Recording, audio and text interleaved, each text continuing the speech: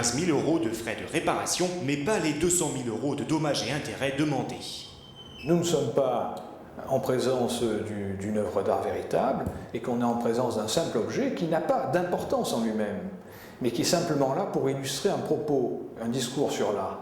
Et donc c'est ça qu'a voulu faire comprendre Pierre Pinoncelli au travers de son acte. Il existe 12 exemplaires à travers le monde de l'urinoir. Pour Marcel Duchamp, ces œuvres étaient une provocation destinée à faire rentrer dans un musée un objet du quotidien. Pierre Pinoncelli, qui prétend être son héritier spirituel, a promis quant à lui de ne plus s'attaquer à aucun urinoir.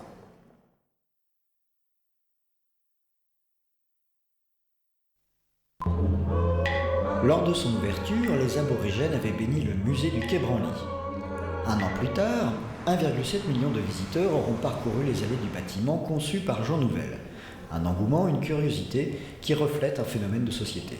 Dans un monde de globalisation où les gens bougent beaucoup plus, où les gens peuvent aller en vacances en Asie, ou en Afrique ou en Amérique, il y a une envie de voir, et de savoir et de comprendre quelles peuvent être ces cultures.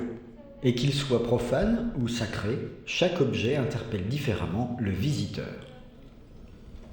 C'est très touchant, ça représente les fondements de notre art en partie et en fait d'autres civilisations d'une richesse inconnue souvent.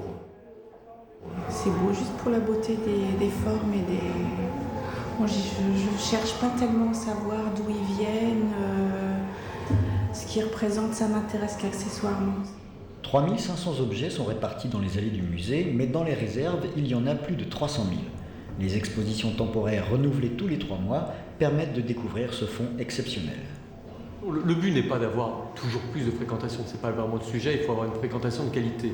Mais si on veut avoir effectivement des gens qui viennent nous voir, qui viennent comprendre, qui viennent s'enrichir, on est obligé aussi un peu de créer un peu un événement. Et en septembre, l'événement, ce sera la Coupe du Monde de rugby. Le musée expliquera tout sur le haka, le tatouage maori et l'origine du ballon ovale dans les îles Samoa.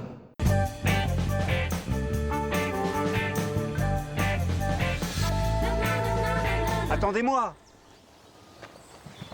Tu n'as qu'à accélérer le pas. Mon sac pèse 1 tonne. Il ne fallait pas emmener la moitié de la maison. Je prends mes précautions. On part pour la journée, mon chéri. On ne sait jamais ce qui peut arriver. Si vous profitiez de la nature tous les deux, au lieu de vous chamailler. Il est jamais content. On ne sait même pas où on va. J'aime bien avoir un but. Tu vas râler toute la journée? C'est énervant à la fin.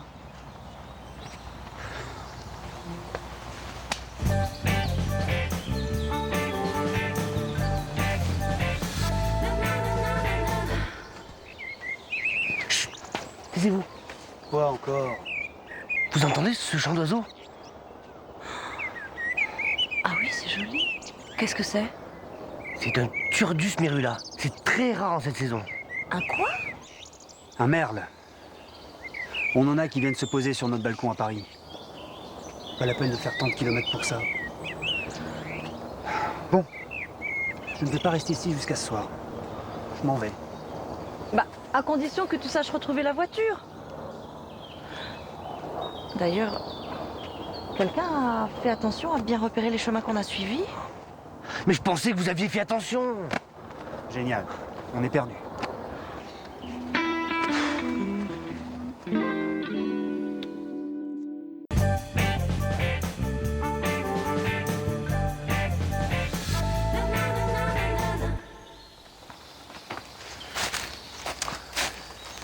C'est par là, j'en suis sûr.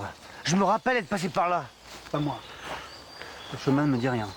Arrête, Olivier. Tu dois lui faire confiance. La nuit va tomber dans moins d'1 heure. Il faut qu'on se dépêche. Je n'ai pas le temps de lui faire confiance. Je n'ai pas envie de passer la nuit dans la forêt. Oh, mais ça pourrait être marrant. Tu me protégerais contre les animaux sauvages. Et on irait chasser pour ne pas mourir de faim. On pourrait dormir à la belle étoile. Je préfère mon lit. Ça me rappelle un voyage au Brésil. Je m'étais perdu dans la forêt amazonienne. Qu'est-ce que tu fais avec cette boussole? Je cherche le chemin. Ce n'est pas un GPS. Une boussole, c'est utile quand on sait où on va. C'est par là. Tu es sûr de toi?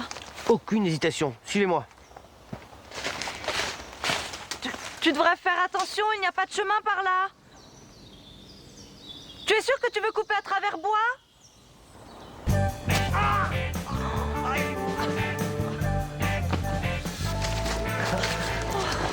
Ma cheville est cassée, j'en suis sûr.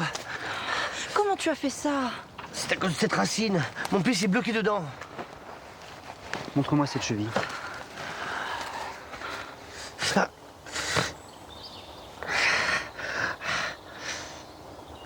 Mais qu'est-ce que tu fais? J'ai été secouriste dans ma jeunesse. C'est une simple foulure. Je vais te faire une attelle avec des branches. Ah, mon héros. Eh oh, je suis en train de souffrir là.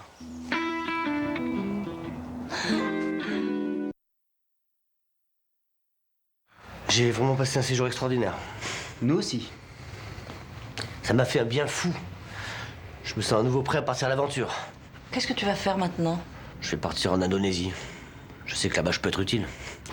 Tu devrais essayer la Lune. Au moins, on serait sûr de ne pas te revoir. Arrête, Olivier. Sois poli. Pardon. Tu sais, Valérie, tu peux partir avec moi. Hein. Il y a encore temps de quitter cette société de consommation. C'était notre rêve quand on était ensemble, tu te souviens? Vivre d'amour et d'eau fraîche. Oh, j'ai peur que tu n'aies pas compris. Notre histoire est finie. Je croyais que tu étais avec Sophie maintenant. Elle n'est pas prête à faire le grand saut avec moi. Elle refuse de quitter son club de gym et c'est sorti au restaurant. Je suis désolée, Christian, mais ma vie est ici, auprès d'Olivier et de mes 2 enfants. Nous n'avons plus 20 ans. Je regrette que tu aies tant changé. Je te la confie. Prends soin d'elle. C'est une femme merveilleuse. Je sais. Il est temps que tu y ailles maintenant. Je ne voudrais pas que tu rates ton avion pour le bout du monde. Tu aurais pas un petit peu d'argent à me prêter? Juste pour me dépanner. Même si c'est seulement une centaine d'euros. Tiens, surtout ne me les rends pas.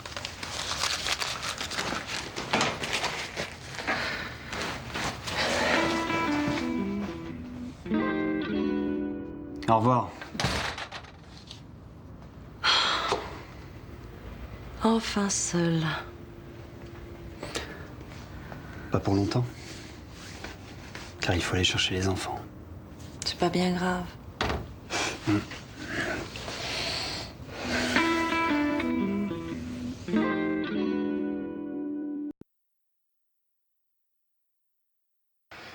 Les enfants sont couchés. Ils ont passé de super vacances. Tant mieux. Moi, je suis crevé. J'ai pas envie de reprendre le boulot demain. Je suis désolée pour cette semaine. J'ai gâché nos vacances en amoureux. C'est pas si grave. L'important, c'est de s'aimer.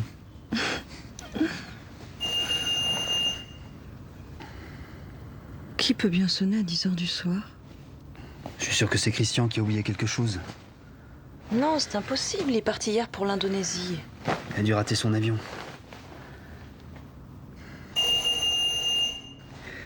Allez, vas-y, il va réveiller les enfants. Cette fois-ci, pas question qu'ils mettent les pieds à la maison. Cauchemar recommence. Ça va, j'arrive. Bonsoir, tu dois être Valérie? Est-ce que Olivier est là? Qui êtes-vous? Je suis Jennifer, une ancienne collègue d'Olivier, et je suis de passage à Paris. Je suis arrivée trop tard et impossible de trouver une chambre d'hôtel à cette heure-ci, et je me demandais si... C'est qui? Personne, une erreur. Viens, on va se recoucher, mon amour.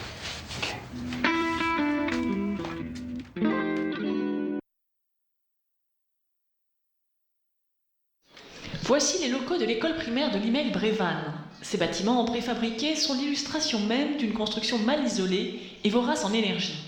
Mais dans quelques semaines, on déménage direction la toute nouvelle école écolo de l'autre côté de la ville. Voici le tout premier établissement scolaire de France qui produira toute l'énergie dont il a besoin. Architectes et ouvriers en sont aux dernières étapes d'un chantier où tout a été conçu pour économiser un maximum d'énergie. Les larges couloirs et les nombreuses fenêtres laissent entrer au mieux la lumière naturelle et permettent de moins utiliser la lumière électrique. Dans les salles de classe, fenêtres et portes sont disposées afin de laisser circuler l'air. Dans un chantier traditionnel, on s'occupait de l'esthétique, du fonctionnement, ce qu'on fait encore aujourd'hui sur ce bâtiment-là, mais la différence, c'est qu'il faut qu'il soit également performant. Les murs extérieurs sont tapissés de cellules photovoltaïques qui, en capturant les rayons solaires, permettent de générer de l'électricité et de chauffer l'eau. Des pompes géothermiques situées dans la cour de récréation utilisent quant à elles la chaleur naturelle du sous-sol pour alimenter le système de chauffage. Enfin, la touche ultime, chaque classe sera face à son petit potager que les enfants pourront entretenir. De retour à l'ancienne école, on compte les jours. On va profiter de ces lieux où on va trouver les énergies renouvelables, on va trouver l'eau, les jardins, le biologique, l'alimentation bio. On est plus qu'impatients. Et c'est pour bientôt, la rentrée numéro 2, c'est en novembre.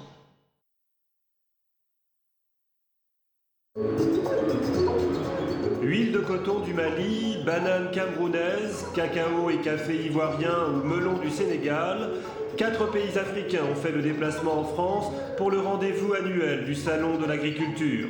L'occasion à chaque fois d'approcher les Africains de Paris venus goûter les produits du pays. L'occasion surtout de promouvoir les produits africains comme la mangue malienne, une des meilleures mais qui a du mal à séduire les consommateurs en raison de sa couleur verte. Mais l'attraction du salon cette année, c'est incontestablement les escargots géants de Côte d'Ivoire qui ont attiré de nombreux visiteurs et quelques professionnels. Ils sont sympas. Il y a des professionnels qui sont intéressés et ils demandent vraiment minutieusement toutes les informations concernant l'espèce, c'est-à-dire l'escargot Achatina parce qu'ils veulent investir aussi. L'autre vedette du salon cette année, ce sont les biocarburants. L'agriculture est de plus en plus appelée à devenir un véritable pétrole vert. Le Sénégal présentait une plante locale, le jatropha, qui suscite beaucoup d'espoir pour produire du biodiesel et réduire les importations pétrolières du pays. Une plante sauvage qui pousse naturellement le long des routes et à la limite des champs. Dakar souhaite également attirer les investisseurs européens pour aménager les rives du fleuve Sénégal. 150 000 hectares demandent à être irrigués et valorisés pour produire fruits et légumes pour le marché local ou pour l'exportation, une façon de fixer dans les campagnes la jeunesse du pays.